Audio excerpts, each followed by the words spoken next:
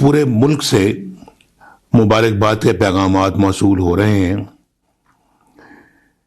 میں نے مناسب خیال کیا کہ براہ راست آپ سے بات کروں۔ سب سے پہلے میں اللہ تعالیٰ کا شکر بجا لاتا ہوں۔ سب سے پہلے میں اللہ تعالیٰ کا شکر بجا لاتا ہوں جس نے مجھے آخر کار جھوٹے اور بے بنیاد مقدمات میں سرخرو کیا۔ میں آپ سب کا بھی دل کی گہرائیوں سے شکریہ ادا کرتا ہوں کہ آپ نے مجھے ہمیشہ اپنی دعاؤں میں یاد رکھا، ہر طرح کی مشکلات میں میرے ساتھ کھڑے رہے اور ایک لمحے کے لیے بھی میرے خلاف اس جھوٹے پروپیگنڈے پر یقین نہیں کیا۔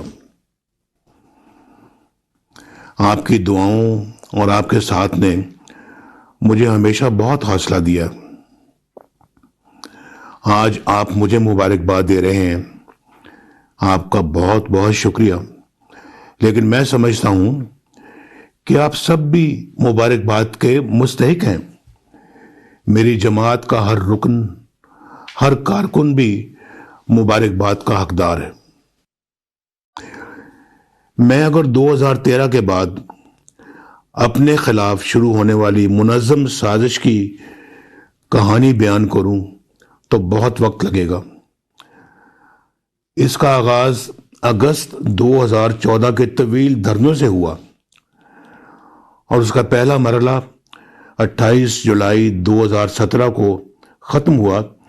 جب مجھے بیٹے سے تنخواہ نہ لینے کے جرم میں نہ صرف وزارت عظمیٰ سے فارغ کر دیا گیا، چھٹی کرا دی گئی، بلکہ عمر بھر کے لیے نااہل بھی کر دیا گیا۔ آپ کو اچھی طرح یاد ہوگا کہ کس طرح واٹس ایپ کالز کی گئیں، کس طرح ایک جے آئی ٹی کے لیے ہیرے چنے گئے اور وہ بھی واٹس ایپ پر، کس طرح اس جے آئی ٹی کی نگرانی کے لیے ایک 3 رکنی بینچ بٹھایا گیا، کس طرح مجھے سسلن مافیا اور گاڈ فادر کی گالیاں دی گئیں، کس طرح ایک ایسی پٹیشن پر کارروائی شروع کر دی گئی جسے اس زمانے کے چیف جسٹس نے فریولیس یعنی فضول اور ناکارہ قرار دے کر مسترد کر دیا، کس طرح ایک جج نے خود درخواست گزار کو پیغام بھیجا، آپ جانتے ہیں میں جسٹس کھوسہ کی بات کر رہا ہوں، کہ ہمارے پاس آؤ۔ پھر کس طرح نیب کو 3 ریفرنس دائر کرنے کا حکم ملا اور کس طرح سزائیں دی گئیں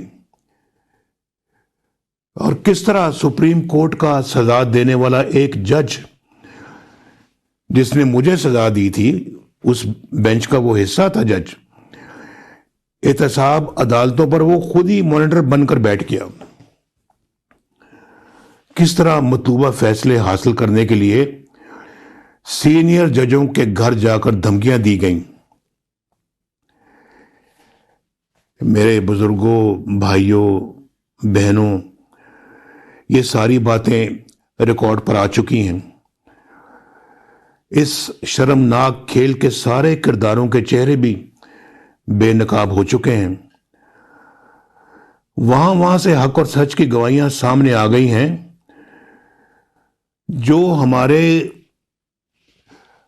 گمان میں بھی نہیں تھی، وہم و گمان میں بھی نہیں تھی۔ یہ سب اللہ کا کرم ہے،